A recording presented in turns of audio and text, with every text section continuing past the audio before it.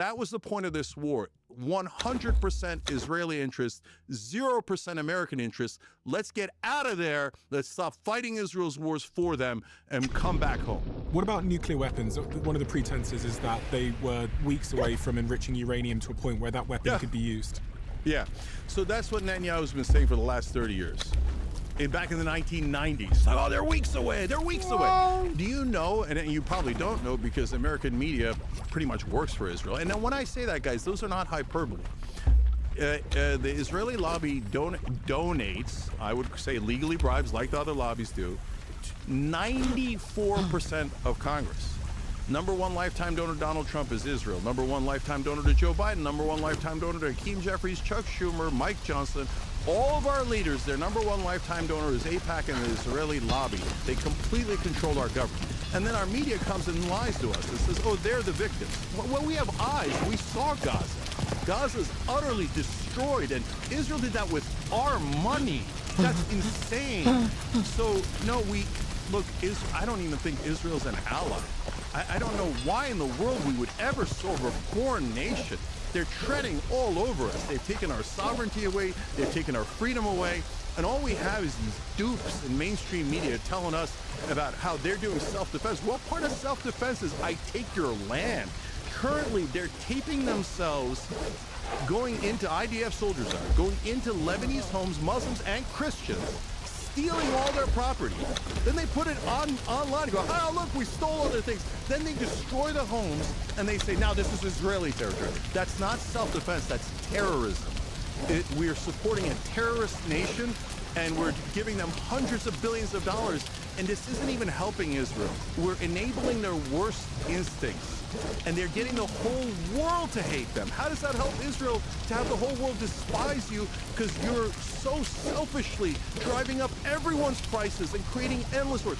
Literally no other country on earth wants this war in Iran to continue other than Israel. Kevin, you have a different perspective on the effectiveness and purpose of the original strikes that Trump did. Are you supportive of this military operation at large? Well, you know, I'm not a show for any politician. I focus on policy because that's ultimately what survives. Politicians come and go, policy lingers. I've always said that, and that's as an investor what you have to worry about. So let's talk about the situation in the Middle East.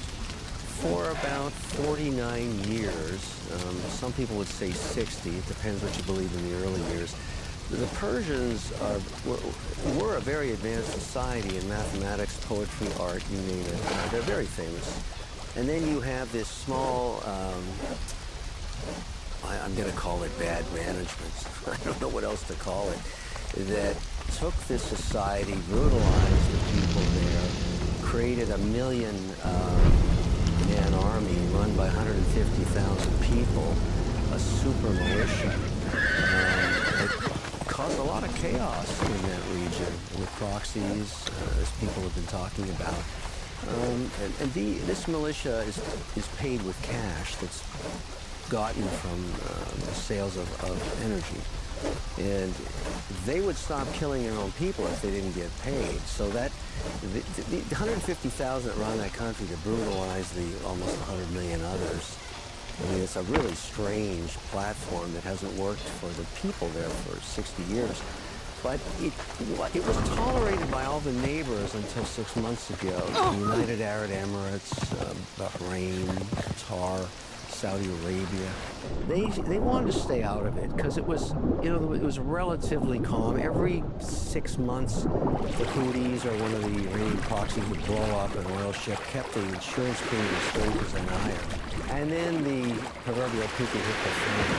Now, China, let's get down to business, gets 48% of its energy through that strait, as does many other Asian countries. So they, as Jake pointed out, basically are underwater. They don't have energy. Jack, I should say. So, at the end of the day here, there's a problem. And so what's going to happen when this is over? Forget about that. Look, you can't let a society that 150 people there say, let's kill everybody.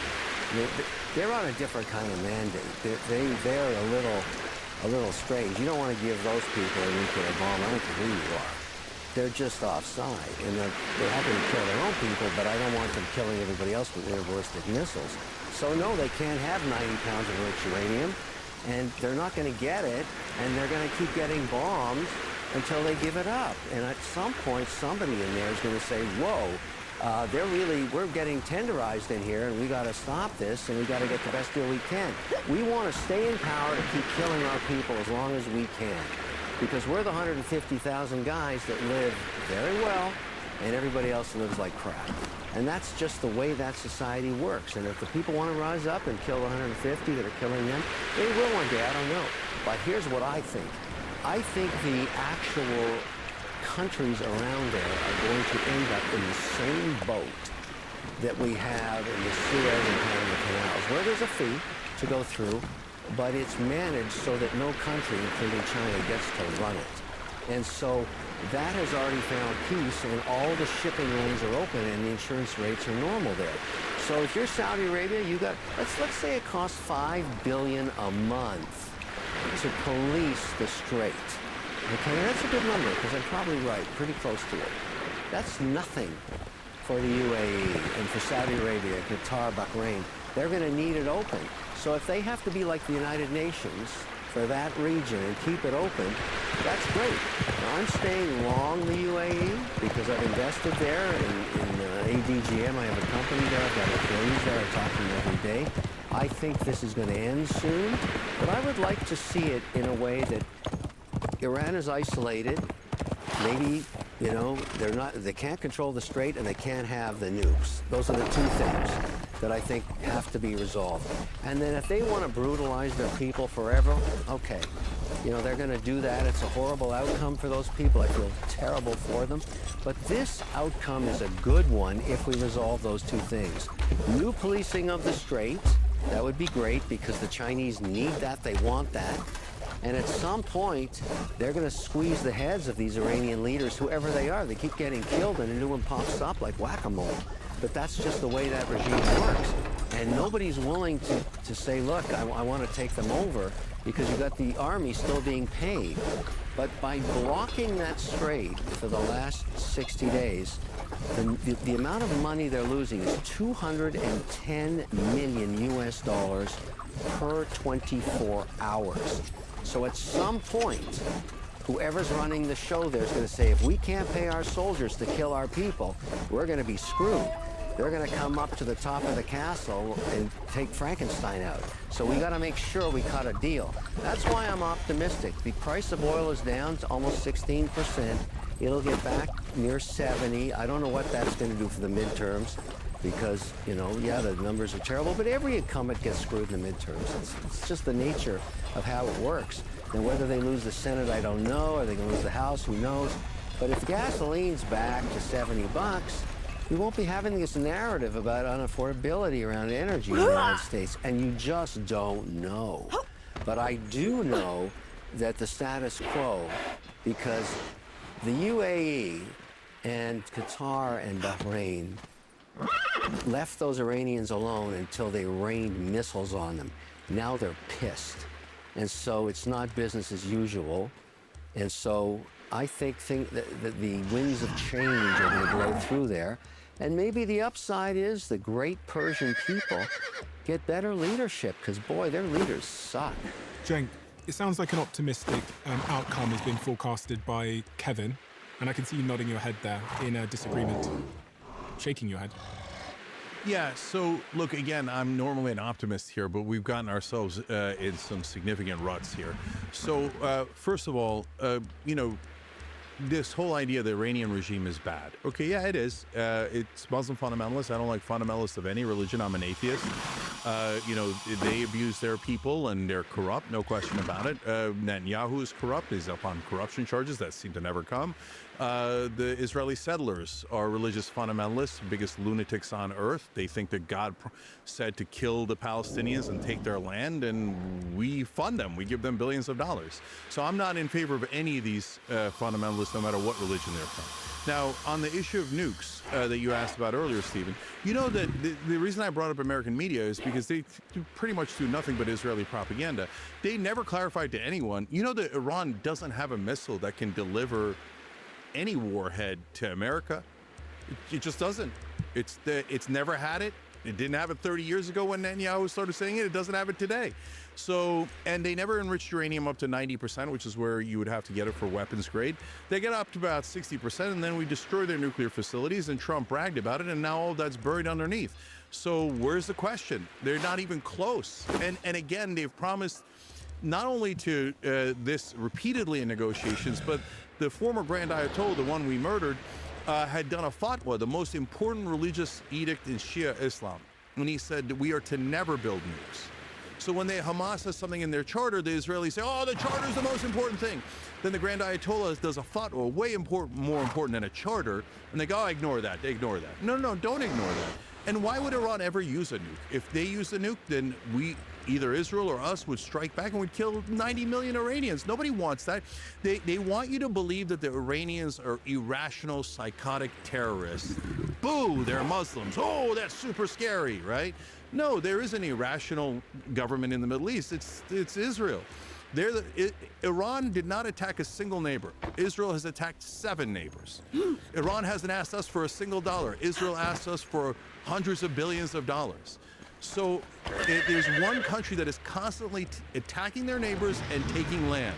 And by the way, the civilian kill ratio of the IDF is 83%. 83% of the people that they kill are civilians.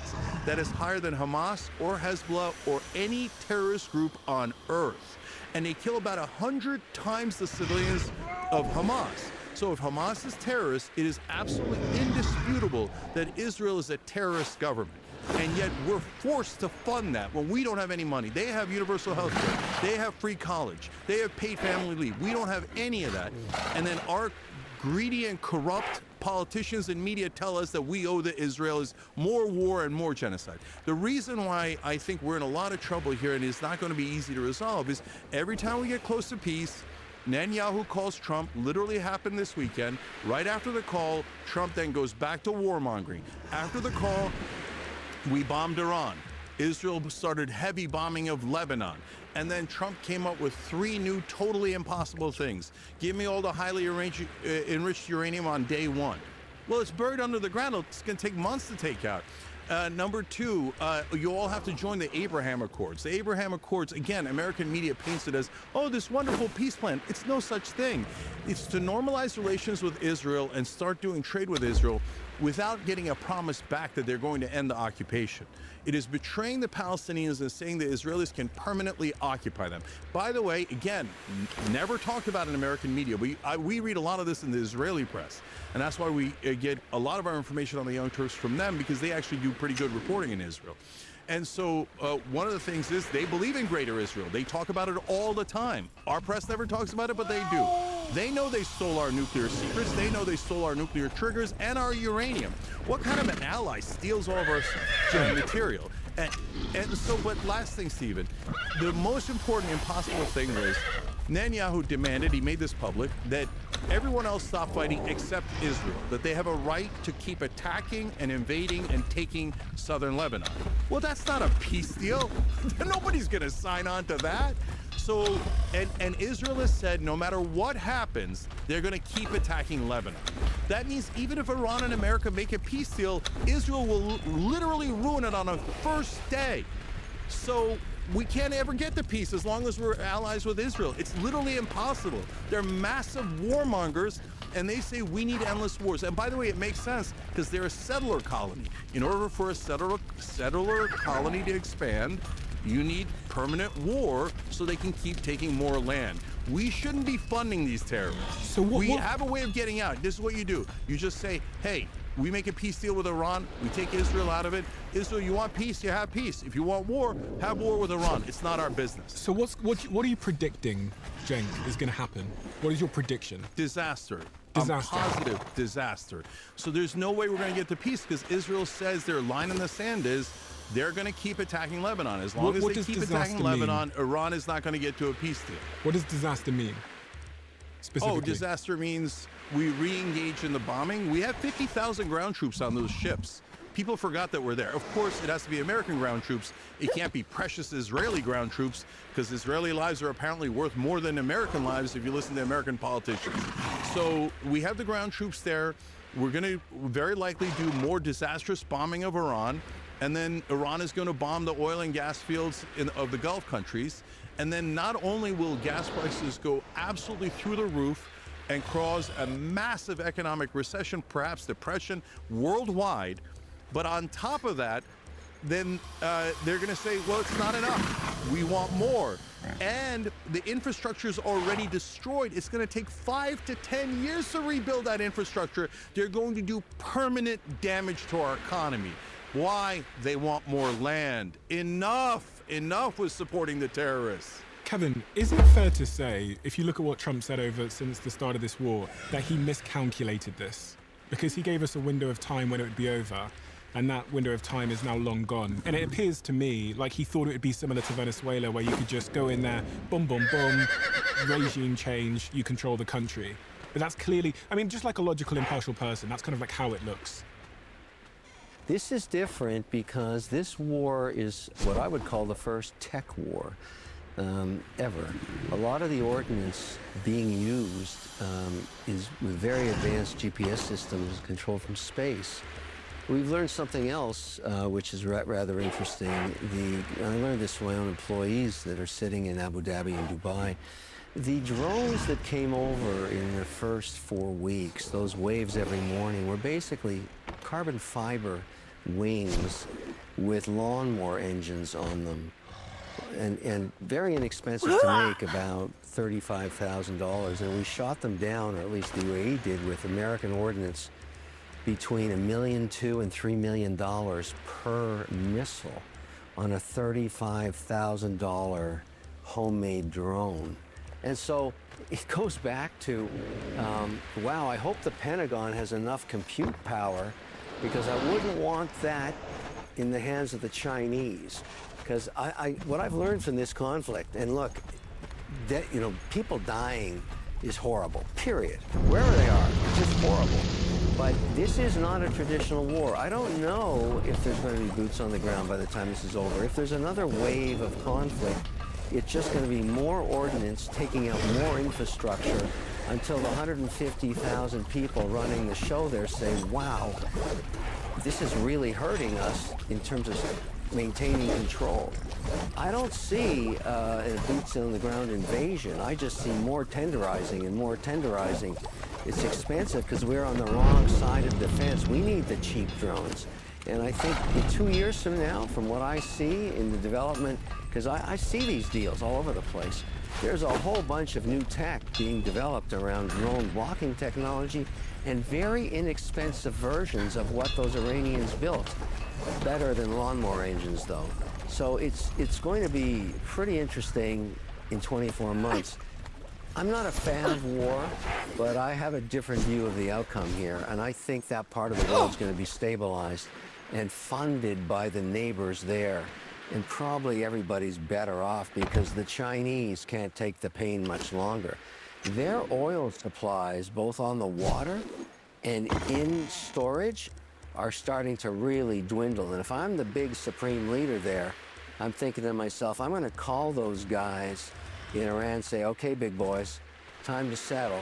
We've had enough. Because that is actually a different view of that policy over there, because every Asian country is hurting. And by the way, in North America, we actually don't have any problems with energy. We have an abundance of it, including the stuff coming from Canada, the #1 import.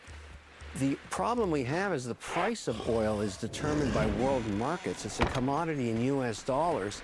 You know, it was 106, now it's 97.12, whatever it is trading right now.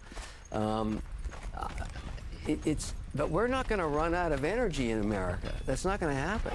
It's the rest of the world, to the extent that we care about them. We got to resolve this issue.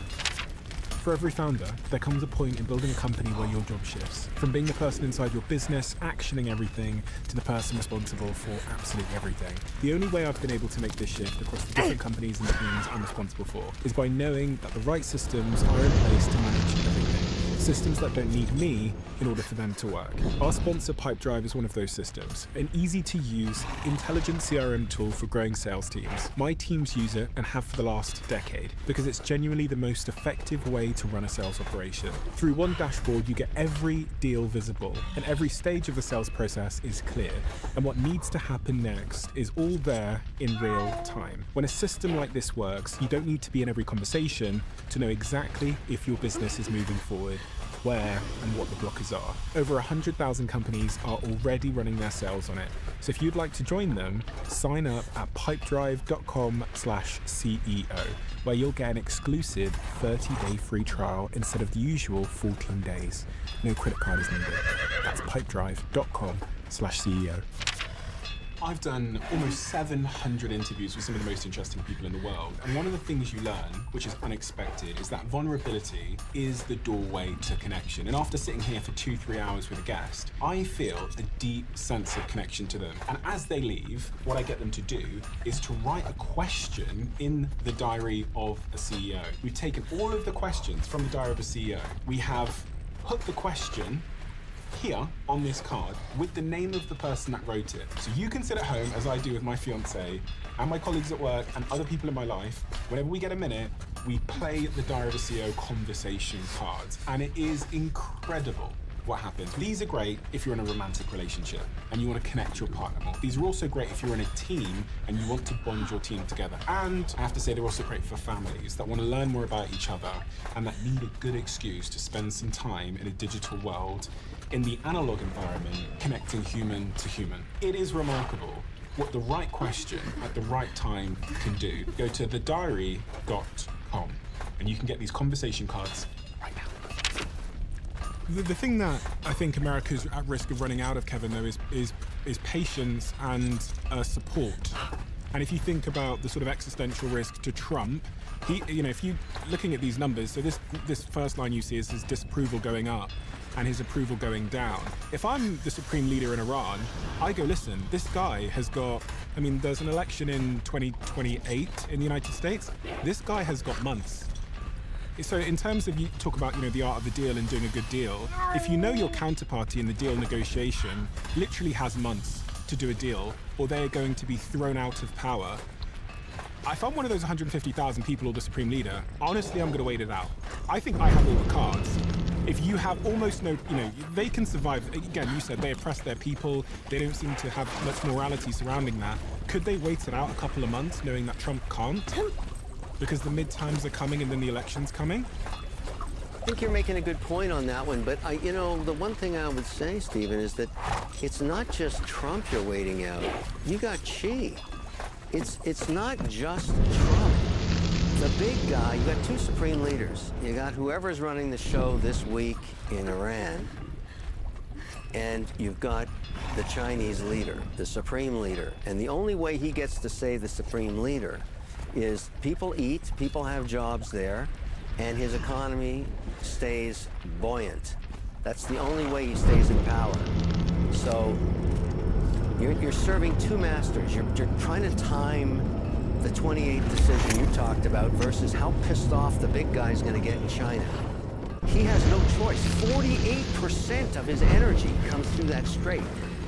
At some point, I think before November, El Supremo in China squeezes Iranian heads like teenage pimples. That's what I think's going to happen. The other thing, just to give you the other thought that's been spiraling in my head since I've interviewed all these people on this subject, is that Trump and J.D. Vance repeatedly say they don't even know who they're negotiating with because they've knocked out every layer, it seems, of leadership. They on one hand brag about that, but then I would also suggest that that makes negotiation hard. I think J.D. Vance actually talked about, or Marco Rubio talked about the fact that they can't get the carrier pigeon to the Iranian soldiers that are still shooting the missiles. And this speaks to the lack of organization in Iran because you've wiped out all the leadership. So I even wonder if you can really do a deal at this point with Iran. Cenk? No, we can. Remember, we almost had a deal this weekend. And the deal is actually kind of obvious. Open up the Strait of Hormuz, we lift the blockade. Iran says we'll find the highly enriched uranium and hand it over. We won't have a weapons program, and we'll have international monitors for the uranium that we enrich to just energy levels, not weapons levels. Boom, done, easy. But as I explained before, we can't get it done because Israel says, no, I want permanent war. How do you know it's Israel? How do you know it's Israel, Cenk? Yeah, there's no question. So first of all, before the invasion, New York Times with a rare good article that explained that Netanyahu and the head of Mossad came into the Situation Room, Netanyahu physically and head of Mossad through a teleconference, and they told Trump, you got to attack now, and they, at least as the New York Times describes it, they convinced him. Whether they actually convinced him through language or through money or through blackmail is a whole different question. But another thing that's absolutely clear is that after every call with Netanyahu, Trump goes from saying we're going to have peace to saying we're not going to have peace and we're going to have these new impossible standards. This happened about half a dozen times so far. It's super clear that Israel's driving the bus. Plus, you could see it based on the facts on the ground. We have no interest there. We have a deal ready to make for American interests. Israel says, no, we're not done because we need southern Lebanon and we need Iran to be completely decimated. This idea that Kevin's talking about, to be fair to Kevin, almost everybody in America thinks in this, well, now to be unfair to Kevin, this fantasy world where the regime in Iran is just going to give up. It's never going to happen. We already tried the regime change. It didn't work at all. They have an enormous infrastructure set up, so it doesn't really matter how many people you knock off at the top. Somebody else rises up, somebody else rises up out of that 150,000 people that Kevin's talking about. Now, China, he's got a theory that maybe China puts pressure on him. That's not a crazy theory. I get it. At the same time, China's looking at Russia and America and going, look at these schmucks. Russia's wasting their entire military and resources in Ukraine, and now America's totally wasting their military and resources in Iran. And these two other knuckleheads keep punching themselves in the face. Meanwhile, we haven't started any wars if you're China, and so we haven't had any of those costs, we haven't had any of those troubles, we don't have that PR problem. So when we go into Africa or Latin America and we say, hey, you know what, we're going to build roads and bridges for you guys, and America's going to come and bomb you. So which one do you want to do a deal with? Now a lot of them are saying, no, we want to do a deal with China because they don't do war. Instead, they build infrastructure. Look, just as a business strategy and an economic strategy, that is much, much smarter. But we can't go into a smart strategy because Israel won't let us. Every time we go towards peace, Israel blocks it. And today, this weekend, we had both the Republicans and Democrats go out and say we shouldn't do the peace deal. You want to know what the one connective tissue? Every one of those politicians had over $1 million given to them by the Israeli lobby. So that's just the stone cold reality of it. And so in terms of energy here at home, Kevin says we're not going to run out, but he also acknowledged that, no, wait a minute, that has nothing to do with anything. Oil goes into a world market and it is controlled by world prices. So the fact that we're so-called energy independent means nothing. That's not even our oil or gas. It's ExxonMobil's and Chevron's. So they can sell it anywhere they want, and they do sell it anywhere they want. The only way to get them to sell it exclusively in America is to do socialism and say you're not allowed to sell that oil anywhere else. I don't think Kevin wants that. So that means we are definitely not energy independent. We are definitely tied to global oil prices, and that means, again, more disaster. When you get to tech, oh my God, the Israelis used AI in Gaza. They did this program called Where's Daddy? AI would pick a target that was maybe connected to someone in Hamas at some point, but they did, you know, he called this guy, and the other guy called the other guy, and that lady now has a cell phone. Good enough. But they would wait till their target went home, so they would bomb the house and kill their entire family. If that's the future of tech in the military, we're all doomed. So they've been testing all of this stuff in Gaza, and now they're doing it in Iran. What I'm worried about is what Larry Ellison said. He said, oh, we now can track all citizens anywhere, and we're going to bring that technology to America. I don't want their surveillance state. I don't want anything to do with the Israelis. Let's just come home and serve American interests. That's what I keep saying. But the good news, Stephen, is almost all the voters agree. 80% of Democrats now have a negative view of Israel and say, no, take care of American voters first. When you get to under 50 years old in all parties, Israel now has a negative 45 rating. The only people left in this country who still want to serve Israel are our politicians and our media. That's it. The rest of us can't stand them anymore, and the endless wars they drag us into and all the money they take from us. And Kevin, as a businessman, what are we doing? Why are we letting this country, the size of their population is the equivalent of Papua New Guinea, lead us around by the nose and get us into endless wars? You know this war in Iran isn't helping us. And if they continue and they bomb the infrastructure in Iran and the Gulf countries, you know it's going to take 5 to 10 years to rebuild, and it is going to be a global economic disaster. What are we doing? We got to get rid of the Israelis. I don't mean that in a physical way. Just get them out of our government and make decisions based on what's good for America. We'll be 10,000 times better off. And then we could end the war. I think if there was a path to peace in the Middle East, it's one of the largest consumer markets on earth. Just Iran itself has 100 million people. They buy stuff. And, you know, I think about the future of a global economy if there was stability there, including peace with Israel and their neighbors. That would be an amazing market, a huge market. And one of the reasons that people like me keep a foothold or a footprint in the UAE, it is and was the capital of capital until 9 weeks ago. And I think it'll return at some point. That's not, the size of the market in Egypt, Jordan, Sudan, Saudi Arabia, I mean, and Iran, they're just huge. And those people want stuff that we make. I mean, you know, it's that pragmatic. It's that. So if you could have peace and stabilize, and you want to sell stuff, that's a massive market. And I, you know, that's why I remain an optimist on how this gets resolved, because at the end of the day, it doesn't matter what religion you are or, you know, what country you're in or what geography you came from. Most people, and I would say 99%, want to raise a family, have a job, and enjoy life.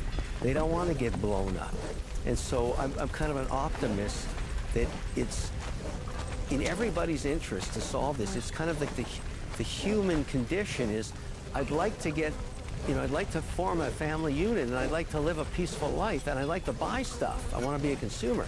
So I'm in the camp that says, look, I don't know how this thing gets resolved. Nobody does. I'm disappointed that there's no peace deal this weekend, but hopefully there'll be one soon.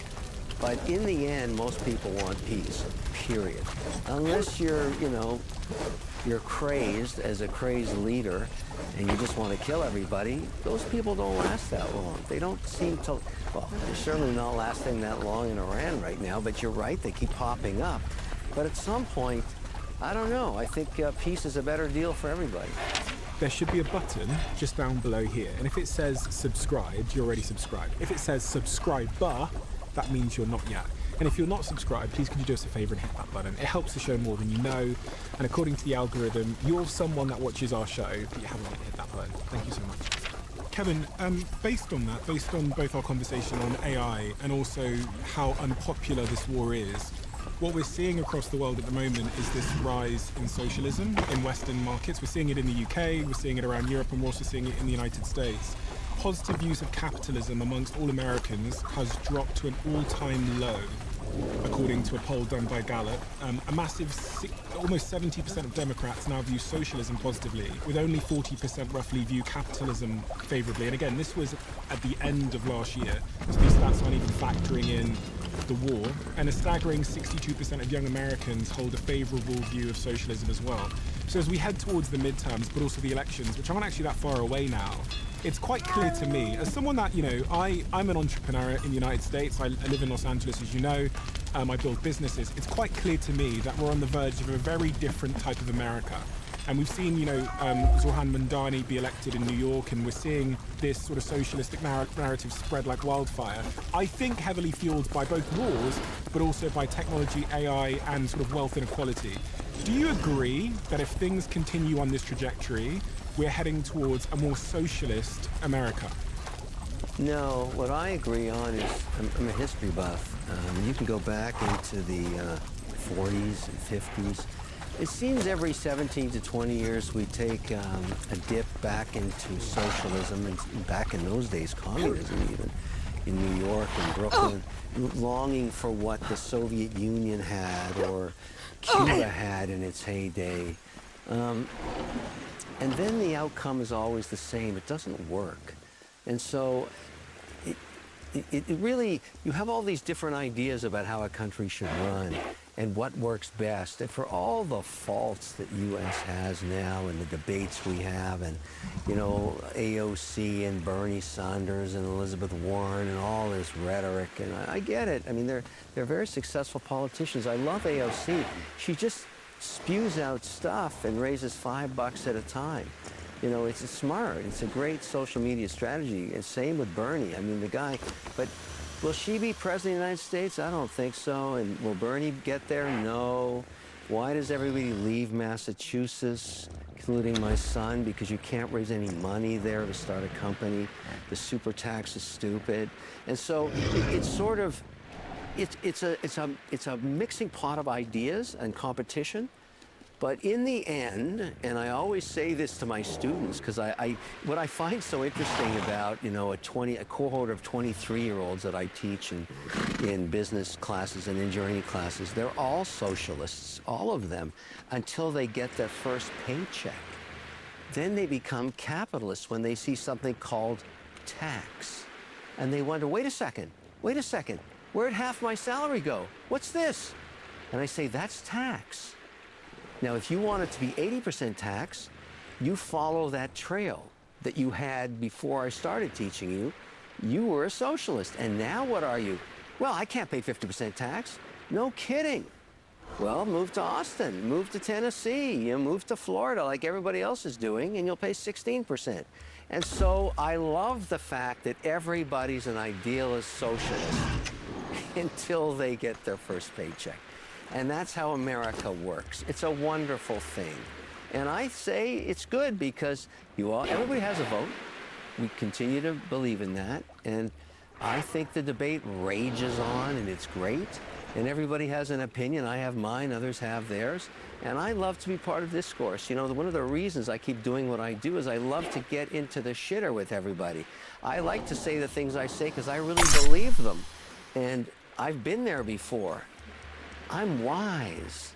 I've seen this movie before. That's what I tell my students, and it freaks them out. Just a yes or no answer in this question. So in 2028, do you think another capitalistic sort of focused candidate will win the election? Or do you think a Democrat or a socialist will? I don't think socialism is going to make it in America in the office of the White House. I think the pendulum always swings. The Biden administration went way too far in one direction. It snapped back. Now you might argue it went too far the other way and it snaps back. The whole idea of midterm gives you the smell test of the direction, which is coming up just months away, and then you'll see who emerges. I don't think we know who the next president of the United States is going to be, him or her.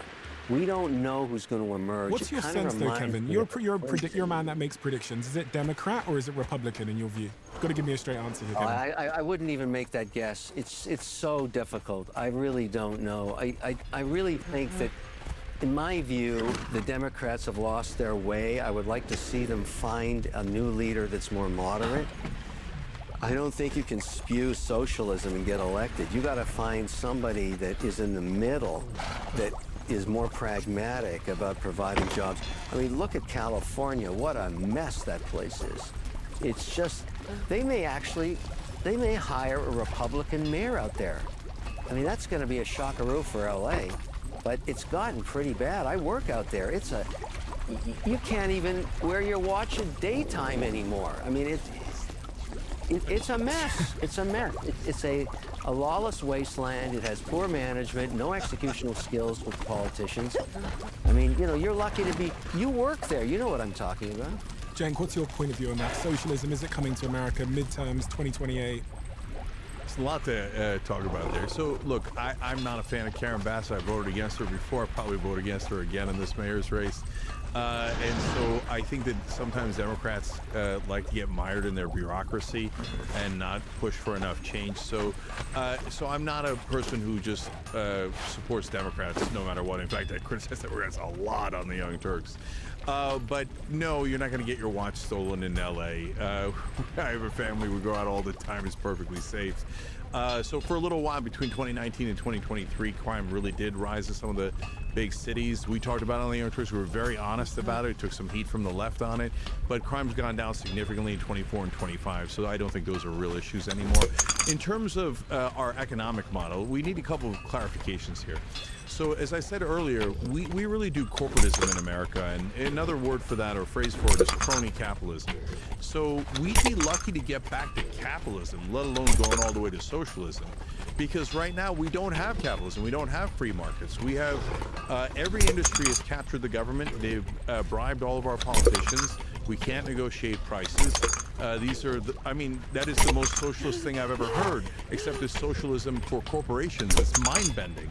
And that's what corporatism is. It's totally run amok now. And why is that? Because of money in politics. So in order to fix all of these problems and to get back to real free markets and capitalism, you have got to get the money out of politics. If you don't do that, you're just on a treadmill of corruption, and it never ends. And you get BS guys like Biden and Trump who come in and tell you that they're going to drain the swamp, and then they fill it up even more and even more.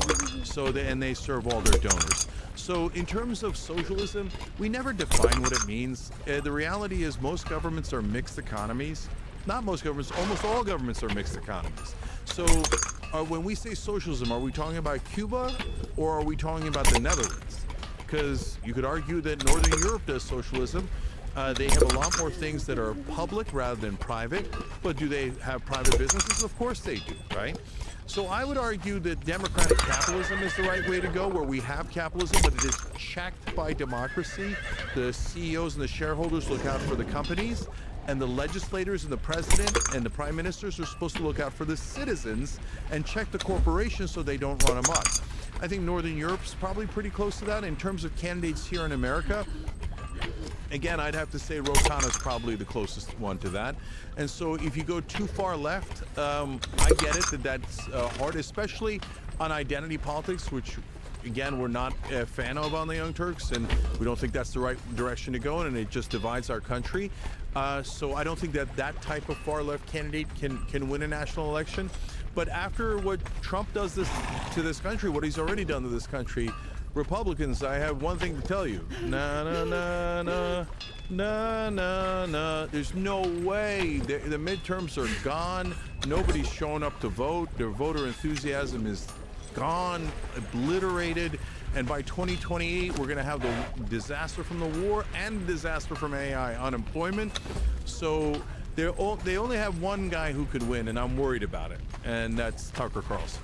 If Tucker runs in the Republican primary, he definitely wins that primary. You can quote me on it, and then you could have Kevin laughing, and you could rerun that tape. It'll be great. In fact, back in 2016, I was on ABC's This Week with Stephanopoulos. They asked the whole panel who's going to win. At that point, they just done the Democratic National Convention, and Hillary Clinton had a 10-point lead. I was the only one on the panel to say Donald Trump was going to win, and they all laughed out loud. Populists win.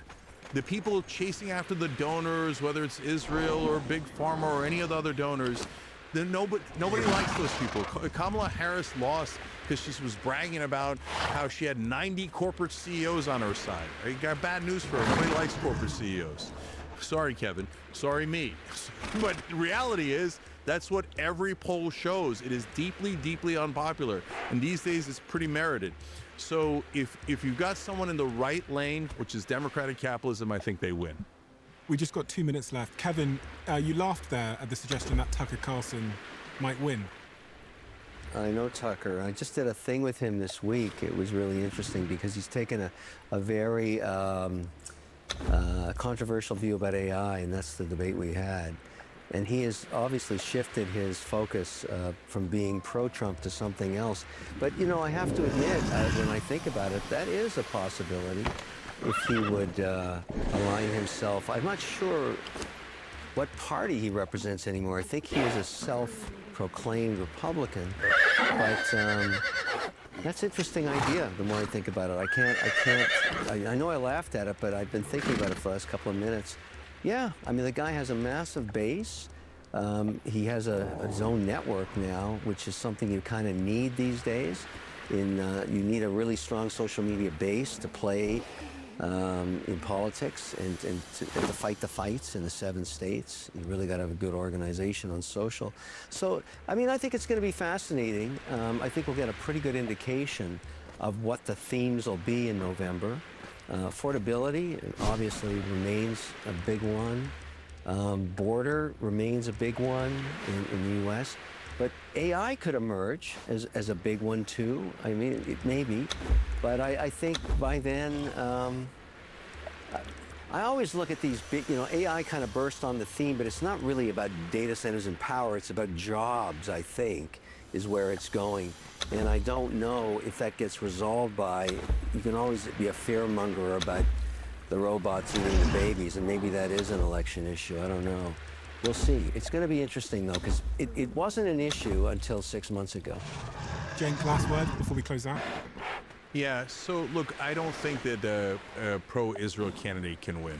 But all of our politicians are trained to be pro-Israel, and apparently they have trouble reading polls.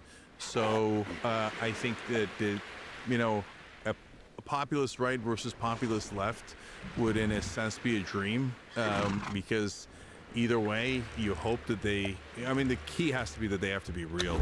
I mean, we're so tired of these fake politicians in America. They never do what they say they're going to do. They always back the donors. But if you got 2 honest guys, and by the way, maybe it's Kana versus Massey, and that would be amazing. Or maybe it's Kana and Massey. But there's 2 guys who are clearly honest in Congress, and I could name Bernie as my 3rd. I'm going to struggle on the 4th one. So there aren't that many choices. So maybe we go populist, we go independent, and we go in a new direction, because God knows that America needs a new direction. Kevin, Cenk, thank you so much for the time. I've been a fan of both of you for many, many, many years. I was saying to Cenk before we started recording that I think I've watched Young Turks since I was 19.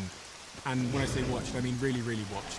Not casually saw it, but I would watch it almost daily when I was going through building my businesses and sort of coming into the professional world. So thank you so much, Cenk. It's a pleasure to have spent this time with you. And Kevin, again, I've been, my favorite shark for I think 15 years now, for many, many, many reasons. Thank you to both of you. I really, really appreciate it. And hopefully we'll have this discussion again soon once all of this plays out, because the answer to a lot of these questions has been, I don't know, and we shall see. So we shall see.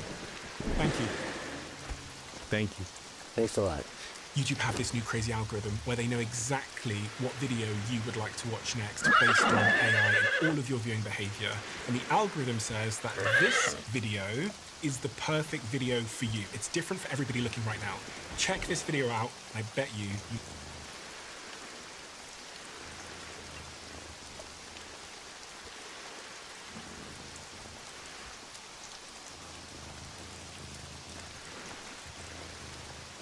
Today's guest is an expert on warfare, political violence, and the collapse of empires. Iran, I believe, their number one objective is to damage America economically. We've taken on the most difficult country to beat since Germany in World War II. A political science professor at the University of Chicago, he's taught generals now running the Iran war and advised every U.S. president since 9/11. What we're coming to are the most dangerous elections in our lifetime. 40 million Americans don't believe the use of force is justified to remove Trump from the presidency. Republicans may never win another election. In this episode, we'll break down the simulation he's been running for 20 years that predicted this war, expose the trap pulling America deeper into a fight we might not win, and question if the most powerful empire in human history is one wrong move away from total collapse. I'm 24, American man. Will I get drafted to this war?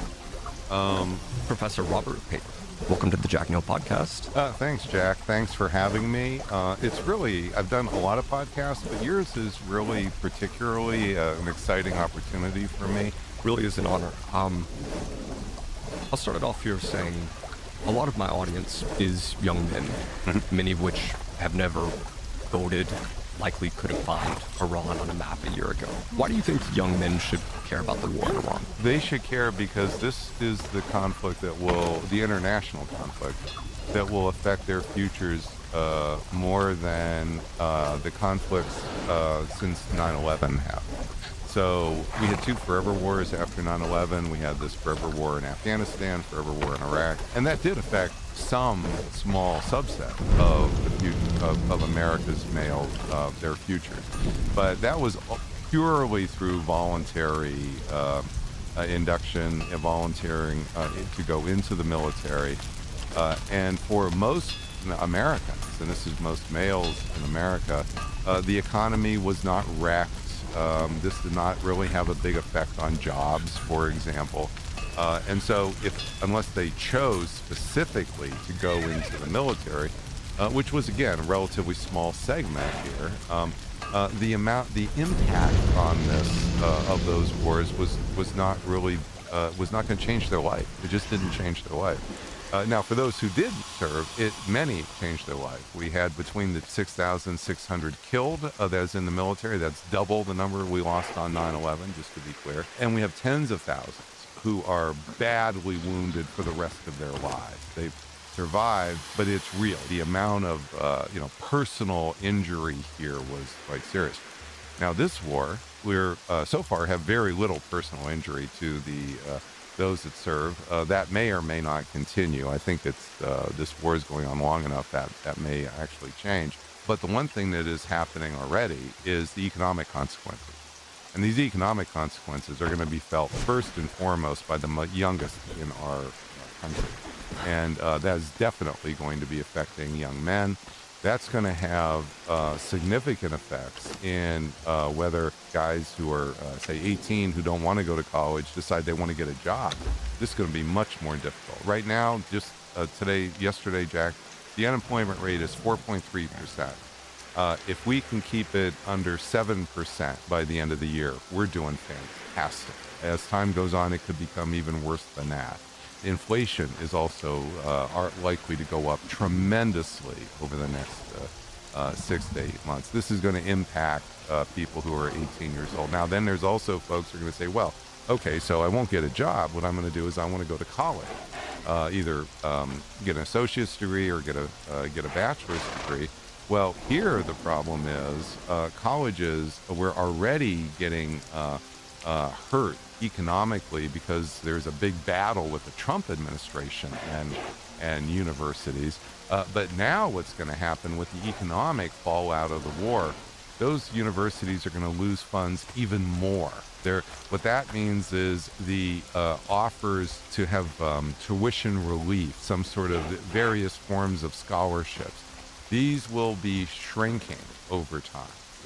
And they'll be shrinking right for the people we're talking to here on this podcast. Then, though, you have another factor here. Universities in the last 30 years have gone to international students in droves to cover full freight. That is, to get them to pay the full cost. Well, with the Trump war on universities, this is having a dramatic effect on the international students. And I know, because I teach international relations at the University of Chicago. I was just in China last June. So what you're getting is the shrinkage of that pool. So what that means is that the need for the American students to pay higher freight, maybe not quite still full freight, is going up. So the price of this is going up. That was before the Iran. Right. Okay.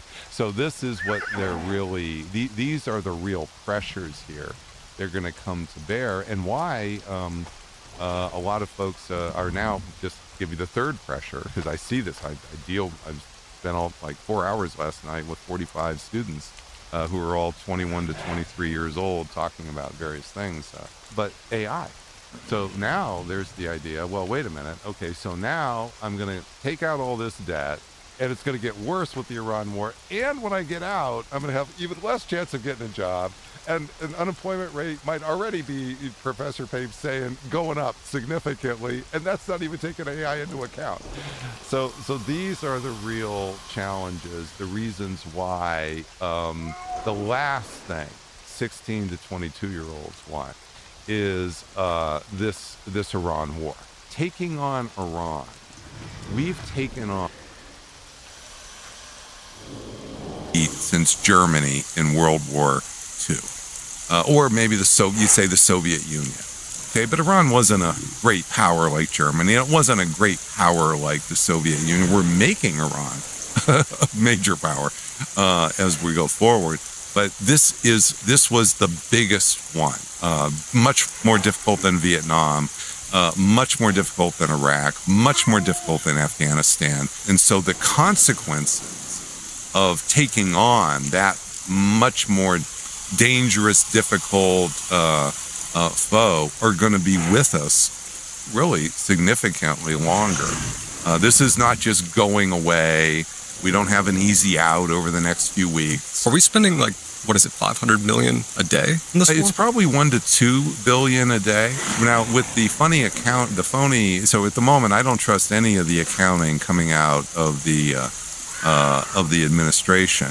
So when I look at what is likely the cost of this war, about 2 weeks into the war, the Trump administration went to Congress to get an extra $200 billion to cover the next 6 months of the war.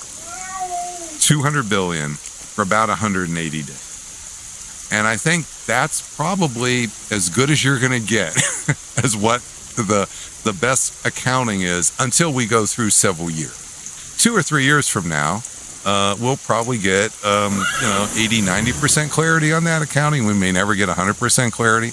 But in the middle of this war where we're failing strategically, I mean, it's a disaster of the first order. The last thing that's going to happen is, direct, honest accounting where the administration is going to come forward and say, oh, okay, let's really release all this. When Trump came in, the very first thing he did and Doge did was get rid of all of the accountants, so to speak, rather than continue them and rather than just say, oh, well, we just need our own political appointees. No, they just zeroed out the offices altogether. So what that means is the umpires, so to speak, have been removed from the game. Right. So it's like playing a baseball game without umpires on the field. You're expecting the players now to call balls and strikes, and who got tagged out at first or not. You don't really have the umpires anymore. No one's making sure we have enough money, essentially. Well, that's right. And with our debt situation, $40 trillion and climbing, the last thing we need is a war that is going to be global in nature, of an economic nature. What I'm saying is you're going to have a global crush of the economy because we're not in the good position economically to withstand that. When do you predict that would happen by? It doesn't work that way, Jack. So having or what would be an indicator? Oh, the bond rates. Oh, you'll see it coming with bond rates. So the first thing people look at to try to understand the health of the economy is to look at the stock market. Right. Well, it's really important to know, though, that only half of the adult population has any money in the stock market at all. And 80% of the stock market's value is held by 10% of the adult. 10% of the adult. These are basically rich people at the casino table.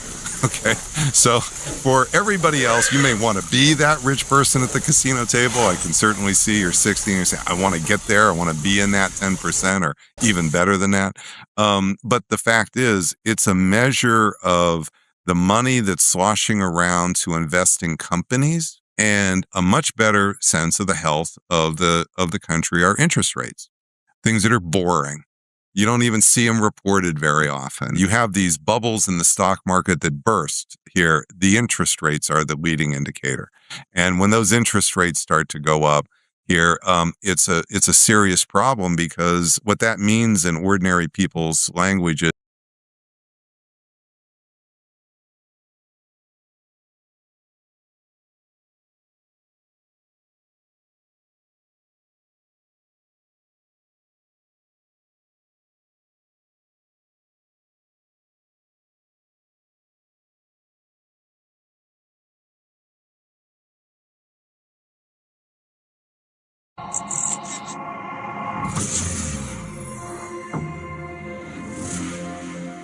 What's up everybody, and thank you for joining me for another video. My name is Whack4863, but you can call me Whack. In today's video, we're going to look at all of the equipment from the Grey Ones, and I'm going to show you every single location where you can learn the recipes for these armors and for all of their weapons in this video. But before I get into that, I want to show you the stats on all this stuff and show you why you want the weapons of the Grey Ones. So let's jump right into it. Now, there are 13 different recipes that you can learn. One is the armor, the rest are going to be weapons. So let's jump into it. We have the armor, the Grey One's mask, shoulders, armbands, kilt, and foot wraps. Now, this is light armor, and as you can see, it gives you a varying set of stats. It's going to be agility and grit. So this is actually armor that I just spawned in. It gives me a total of 203 in a light version. So if we look at the attributes here, you can see I have 3 in agility and 4 in grit. Now, this isn't an armor that you can craft with more stats to it because you actually craft it at a forge that is located somewhere on the map, and I'll show you that later on in the video. Now, so far in my playthrough, I've only had the helmet and the foot wraps drop from killing the enemies. However, the weapons drop quite a bit, so let's go through the weapons here. First of all, we have the spear. It does 62 health damage, 9% armor pen, 1400 in durability, and you can see it says bleed on here, okay? And everything should say bleed on here except for the bow. Gives you a bonus accuracy. There's no additional bleed with the bow, but you can see health damage of 28 and 9% with the bow. If we move over to the short sword, it has health damage of 78, 18% of armor penetration, 900 durability. Over to the katana, health damage of 66 and armor penetration of 13. The axe is 66% damage, 0 armor penetration. The mace is 62 damage, 27% armor penetration. The sword of the Grey Ones, 62 damage, 9% armor penetration. The great axe of the Grey Ones, look at this, 93 damage, 0 armor penetration, and it does bleed. That thing's gonna be mean. The warhammer of the Grey Ones is 70 damage, 31% armor pen. The great sword of the Grey Ones is 78 damage and 22% armor pen. The shield of the Grey Ones, 55 damage, 13% armor pen, and it's got this thing called reactive bleed. Yes, I'll show you exactly what that means here in a moment. The daggers of the Grey Ones, 55 damage and 18% armor pen. Now, I want to show you this just real quick with these stone daggers. So I've got this lady here. She's my test dummy. You can see 2 hits is 2 bleed with these daggers. If I swap over to the daggers of the Grey Ones, just so we can compare those real quick, we're going to let that bleed wear off, and then we're going to hit her again with these daggers. Now, one thing to know about these daggers is that it is going to do bleed every time you hit. It does not have to be a heavy strike. So let's do the same combo. And you can see the bleed that was stacked on her is actually double. So we got 4 bleed instead of the 2 bleed. And if I just go up and tap her again one time with a light strike, you see it's up to 6 bleed. So these daggers stack bleed the fastest out of any other daggers that I've found in the game thus far.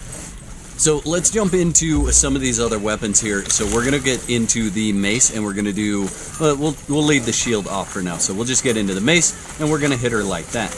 Now, you can see it has stacked bleed. If I get all the way up to the point where it's going to apply sunder, boom, there's a sunder attack. You can see she's got the 8 bleed and she has the 2 sunder. So this is a very bad day for her if she's trying to affect me in any way, because I am able to stack these things on her way faster than she's going to be able to do anything to me. And everything adds that bleed. So if I do that, if I go over to the short sword, boom, she gets bleed. And if I go over to the regular sword, boom, she gets bleed. So everything is giving her a bleed debuff. Now, let's go ahead and get the shield out and the mace, and we're gonna uncloak. I'm gonna let her go ahead and come at me, and boom, I've blocked an attack. Now watch her bleed continue to go up, right? Now I'm in God mode, so she can't actually do any damage to me, But you can see as she is blocked by the shield, her bleed continues to go up. So I can literally just stand here and block her attacks the entire time, and her bleed is going to continue to stack. So this is a really cool shield, especially for PvE. If you're facing this shield in PvP, you definitely want to get behind your target or switch tactics. So I really just want to end this interaction with the two-handed axe, because I think this thing is just going to go crazy. So let's get into this, and oh my goodness, look at this. Every single hit is stacking a bleed on there, which means before I run out of stamina, she's going to have 20 bleed. This is an amazing weapon, and not only that, it's doing a ton of damage. So my suggestion on this one, definitely get some armor penetration kit on there and just go up and wreck shop on whatever is in your way. That thing is absolutely amazing. She's gonna just bleed out there. There she goes. Let's get into the locations where you can learn all of these recipes. Alright, so real quick, I want to show you where to come to craft all of this stuff. Should you want to do that, you're going to come to one of the forges of the first men, and those are located right here in 6F. It's this section here that has the 3 circles in it. Each one of those circles is going to be a separate forge. So what you want to do is just run up to the brazier here. You can see it says Forge of the First Men. All the recipes that you've learned of the gray ones are going to be in here. In addition, you're going to have the recipe for composite obsidian. Now, there's an interesting thing going on with the recipe in here, because it actually requires a perfected heavy padding. But if you remember, the armor is actually light. So it's a light armor rating, but it asks for a heavy padding currently, so keep that in mind if you're going to come out here and craft it. And I did double check that it wasn't a different armor, and this is one that I crafted right here in the forge with a perfected heavy padding. Okay, so the first location that I'm going to bring you to find these recipes is right here on the map. For whatever reason, I couldn't get the location to come up when I was running through here earlier. I believe it's called the Proving Grounds. But I will show you the 2 locations that have recipes in this area, and then we'll move on. So if we come in here and we head right down these stairs, there's usually a boss that stands right here, so be wary of that. But the dagger recipe is right here, and you just interact with that in order to learn the daggers. Now if we run back out, what I want to do, I actually want to go up here and just admin kill one of these guys, because I do want to show you where to get the blackened heart. And you can actually see he dropped a partially used shield, and I'm actually going to take that so I can show you how you can repair this stuff before you have really the ability to go over and craft it. So if we hit this guy right here, he's going to drop a blackened heart when we harvest him. So we'll go ahead and smack this guy as well. And these guys drop a lot of weapons. Here's a short sword of the gray ones as well. So I definitely recommend picking them up. What I've actually been doing is dismantling those, and there we go, the Proving Grounds. I've been dismantling those and using the obsidian to repair my weapons, which is what I'm going to show you a little bit later on, because all you have to do is know the recipe in order to be able to really repair it. So this is the location for the katana right there, and again, this is at the Proving Grounds right here, and that's in 5J. The next area that I'm going to take you to is right out here. This is the Broken Temple, and that's in J4. It's just straight south, basically, from the last location. And you're going to come up this little pathway. You want to get up to this area here. So we're going to go up the first set of stairs and take a left. And over here, right there, you're going to find the Spear of the Gray Ones. If we then go up the stairs and right next to this rubble, in this rubble here, that is the short sword of the gray ones. And then if we go down these stairs and around this rubble here, you can see we have the shield of the gray ones. Now that I've learned the shield of the gray ones, what we're actually able to do with composite obsidian is just click repair. You are going to need alchemical base, but as long as you have the composite obsidian and the alchemical base for this item, you are able to repair it. And not all of them require alchemical base. So we use the mace, we should be able to repair it. No, let's see. what items are damaged enough, anything. Nothing is damaged enough to repair right now. I will have to damage a weapon so that I can show you that. Okay, so I just have this great sword of the gray ones here, and you can see I just picked it up off one of the enemies, and I've got the composite obsidian. So if we just click repair, since I know this recipe, it only requires me to have the composite obsidian in my inventory. And yes, I have done this prior to being level 60. Really, when you can get your hands on the weapon and you can get your hands on the resource and you've come out and learned the recipe, you'll be able to repair it. So the next location just south of the Broken Temple is East Light. It goes all the way out into the water here. That's going to be in J3 and 4, kind of right on the line there. And what we're going to want to do is fight our way through this entire section. So we're going to continue to run past all these guys. Forget about them. We'll just kill them on the way. And then as we're headed down the stairs, you want to stop right here and you want to learn the mace. The mace is right there. Boom. We move on. We keep heading down the stairs. And obviously, I'm in God mode. I'm in cloak mode. These guys aren't attacking me. But when you come out here, they are going to attack you. So we take a right once we get down here. And boom, there is the sword. All right, so we're going to bounce back up here to the spawning pools of the gray ones, or the pool.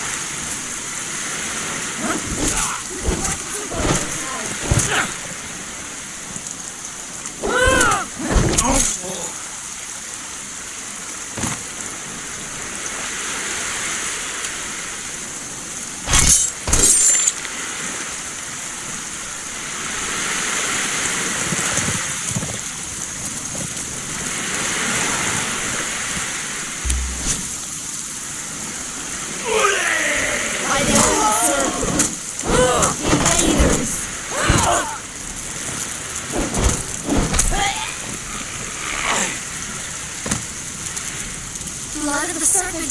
Enemy subject!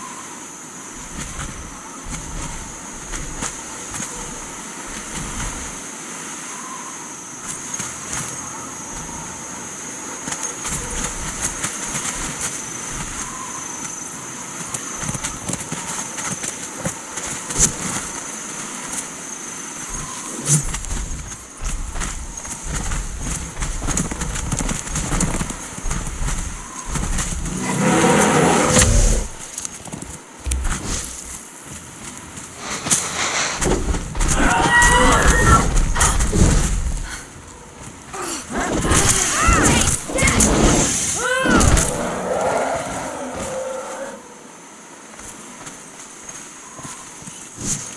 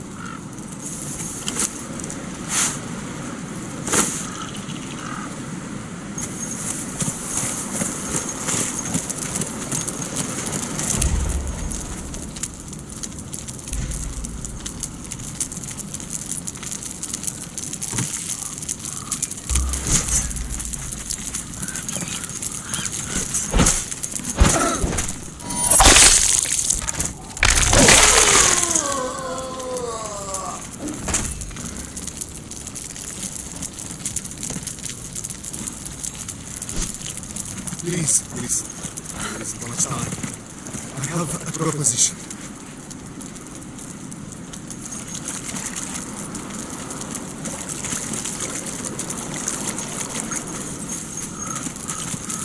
Let us leave before anyone notices.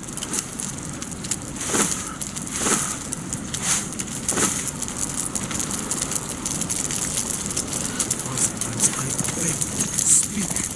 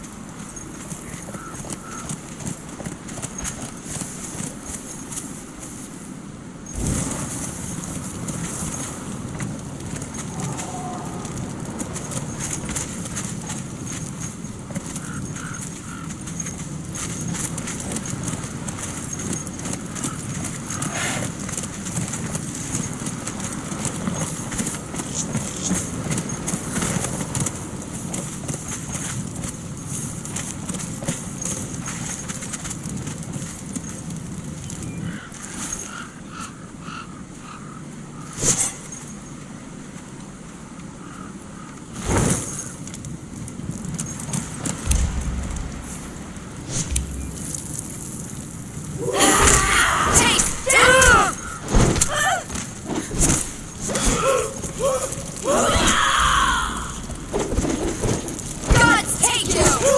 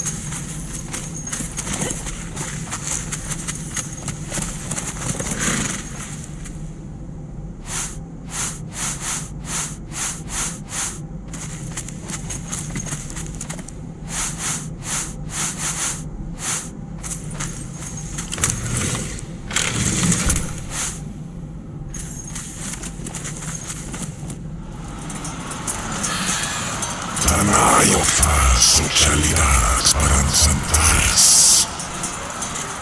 Luna tarar paraka. Liar kuyer kurkartazion yokotanan. Nepentiara. Post forra Yolanda. Nagura vastara liland.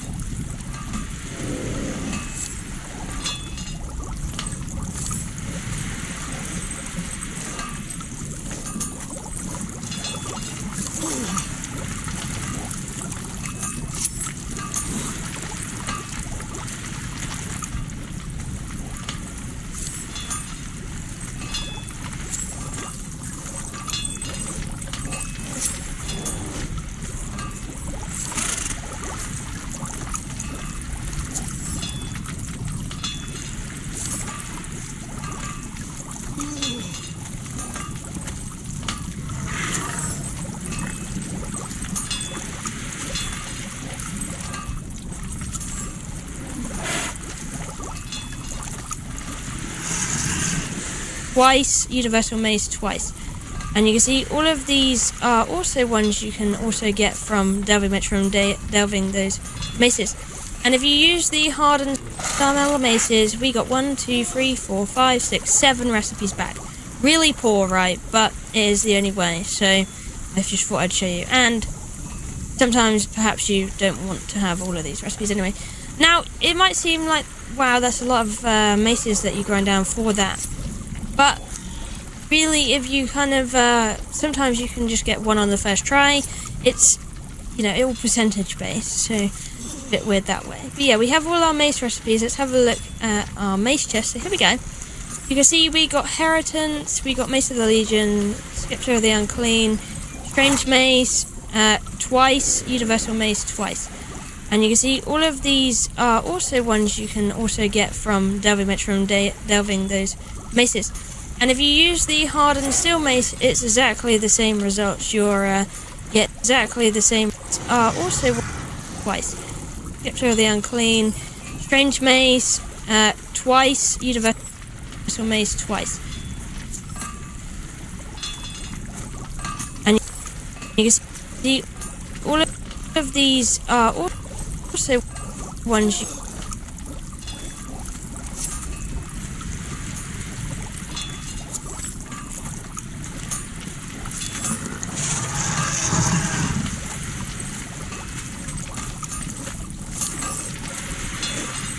What's up, Fire Family? It's Conan Fire, and welcome back to Conan Exiles. Today we're going to be looking at some of the delving bench weapons that you can get via grinding the delving bench.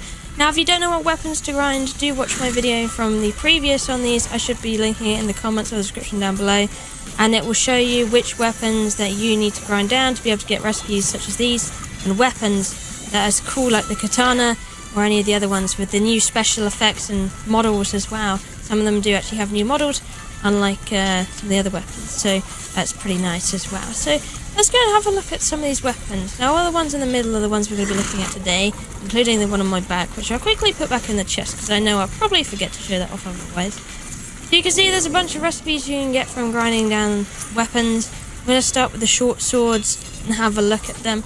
Now, which should mean it is the better one out of all of them in general order as well. So that's the 56 we got there. Now if I'm to go ahead and put in the lowest blacksmith we have, it now gives me an option to make that one. But you can see it's not as good as this one in the cost. So let's go and have a look what difference this one actually makes out of interest. A really good starting point if you don't have Gladius, which is probably one of the ones you actually really want to look out for, because that will, well, add venom to your target. So it's going to help a lot with poisoning, which means you can stack, which means it has really good durability. The same with the... Now let's have a look at the hammers. We have Warlord's Hammer, which is a durable one, which pretty much means it has really good durability. The same with the Despicable Maul. Draining Maul with stamina damage, which is more of a PvP weapon if you want to affect target stamina. Bonus Vitality is for the Feather. I'm not really keen on that. Now let's have a look at some of our maces. Of course, if you have Thralls, you actually want to pay attention to these because they're actually really good. The Headache gives you a headache. Well, the person that you're hitting gets a headache, so that's quite cool. The Bone Breaker doesn't do anything for damage. Roast Bane damages the undead, really good. Bonus Agility on Harm. Stamina damage on the Head Cracker. Heritance is just a damage one. Mace of the Legion is also. Scepter of the Unclean is a Corruptor. Strange Mace gives you bonus encumbrance. Surprise Blow is just more damage, and the Universal Mace is stamina damage. Now let's have a look at some of our great axes. We have Axe of the Savage, which is a berserking one. Bite is acidic, so keep an eye out for that one. Great Axe of the Legion is a variable. Nothing for grief, nothing for hamstring. Ice Core is cooling, so if you get too hot, use this one. Ripping Great Axe is nothing. Corruption Affinity on Sorcerer's Great Axe, and Heated for the Sunburn, so that might be a nice one to look out for as well. And then we got to our final one. We have the Huntress, which doesn't do anything. Same with the Bone Split. Bonus actually on Eye Piercer, so that might be one to look out for. For the Frenzy Blade, there's nothing. Long Shot, there's also...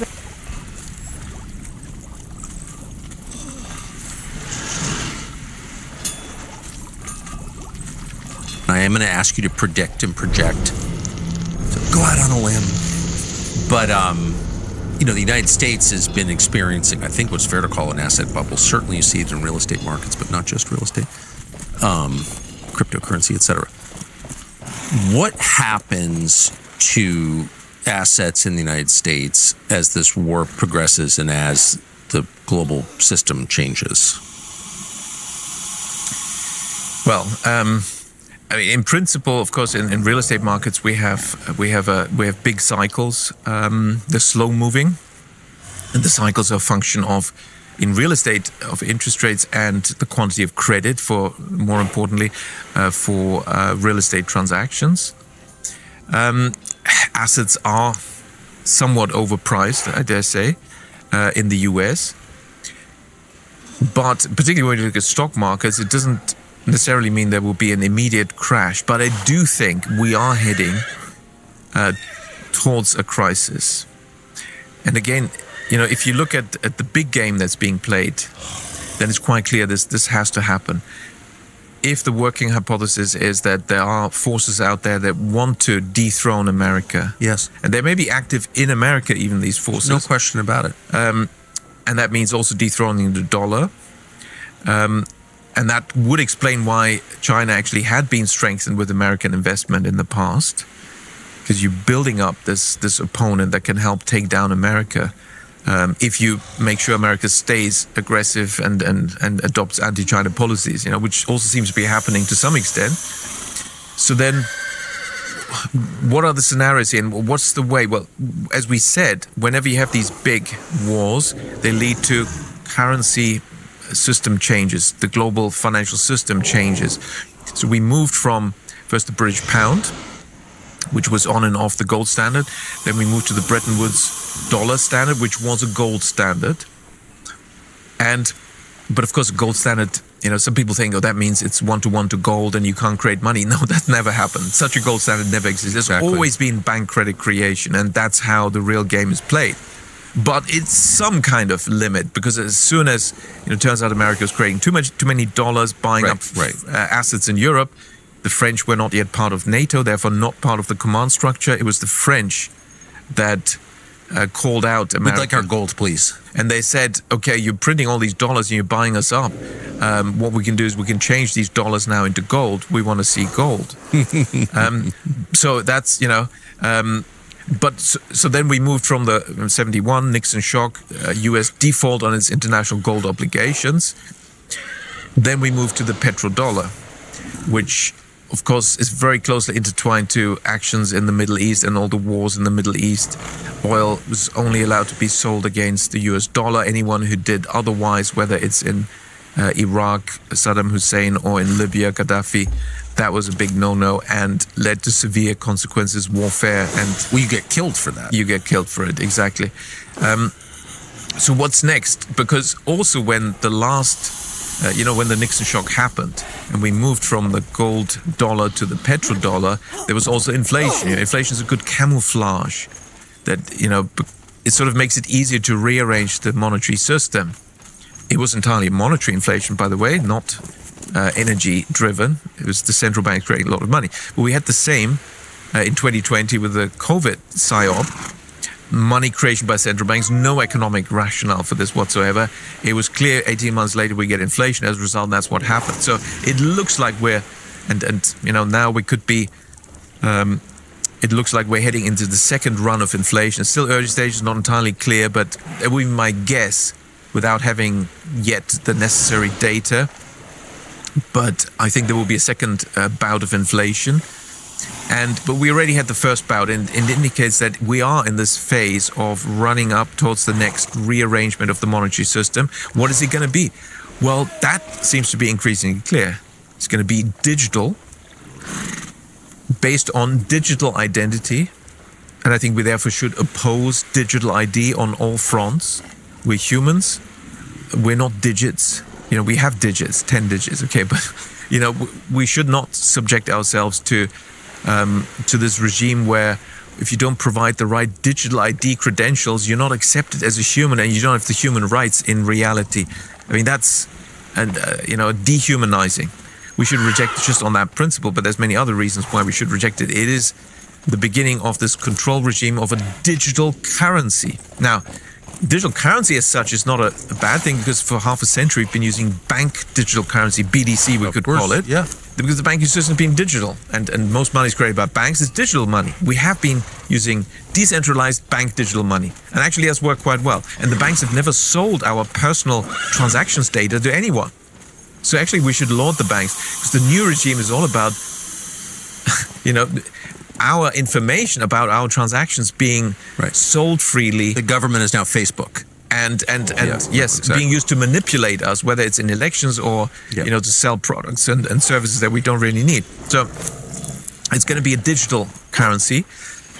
It is marketed as CBDC, central bank digital currency. I call it central bank digital control, because that's what it is. It's not really a currency. It's more control, as Catherine Austin Fitz always points out quite correctly. And so, because we've been using BDC, bank digital currency, what is the difference? It's the central. They tell us as justification, Christine Lagarde, that we need this because there's Bitcoin, we need digital central bank currency now as well. Well, the digital is not the new aspect. We have digital money. It's the central aspect that this is about. Because, and particularly if there's now another bout of inflation, and in some countries with the boom-bust cycles being arranged such that in Germany we're in a property bust now. There was the bubble arranged by the ECB from 2009 to 2022. Now property prices are steadily declining, putting banks slowly under more and more pressure. They were forced to do this by the ECB. It's the same game. It's the Bank of Japan's game, in Japan. And so banking crisis, of course, is ideal, and inflation to launch your CBDC.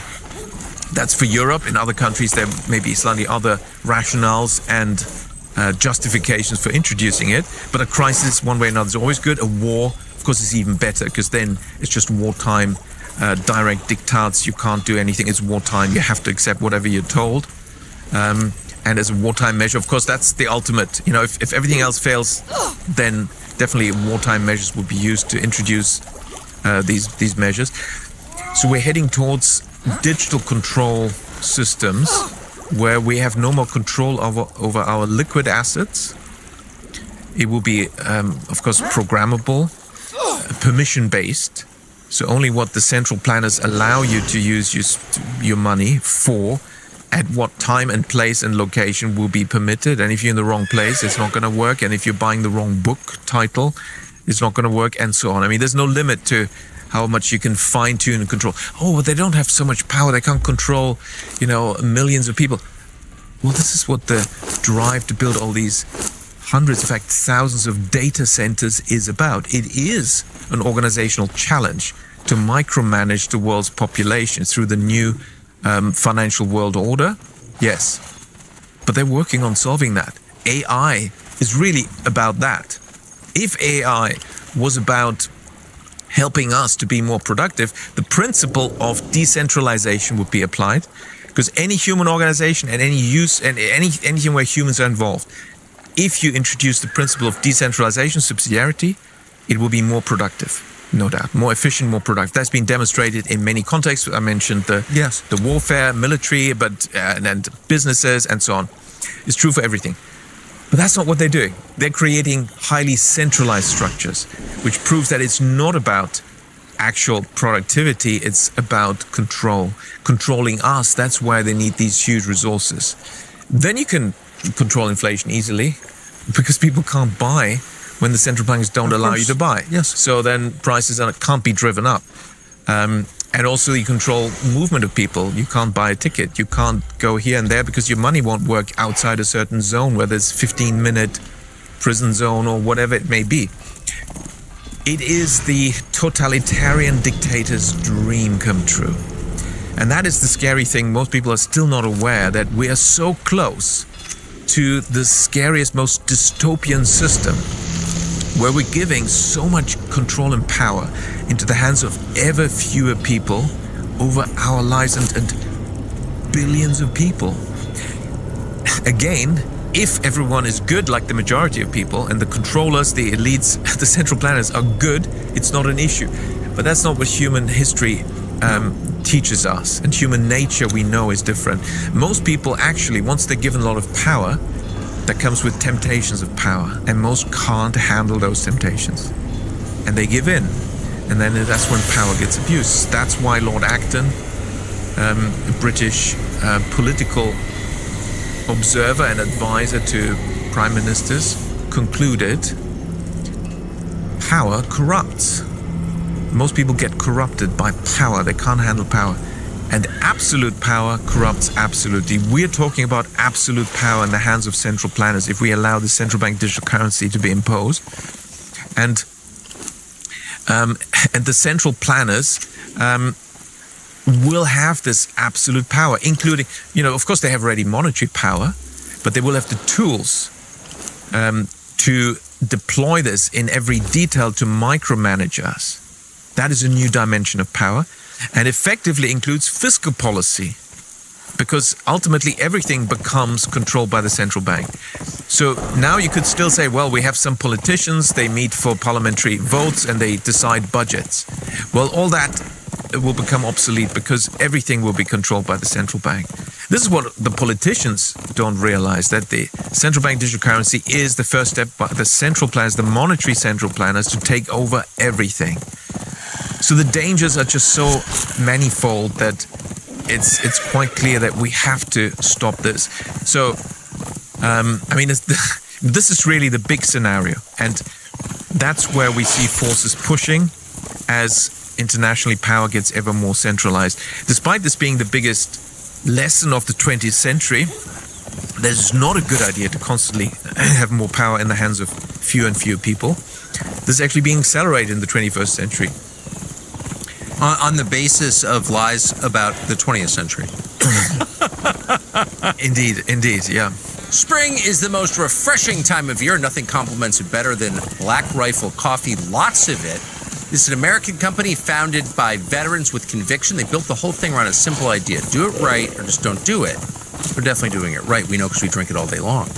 If you want coffee without theatrics, start with Just Black, whole bean if you grind it yourself, ground if you don't.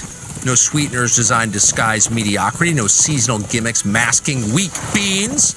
Just bold American roasted coffee that delivers what it promises. And if you prefer variety without lowering the bar, try these supply drop variety rounds, a curated lineup of pod roasts that rotate in but never compromise strength.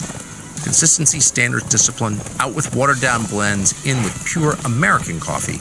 You can grab Just Black or supply drop variety rounds on Amazon, or go right to blackriflecoffee.com to stock up from the source. Black Rifle Coffee, veteran founded, American roasted, still standing, still brewing.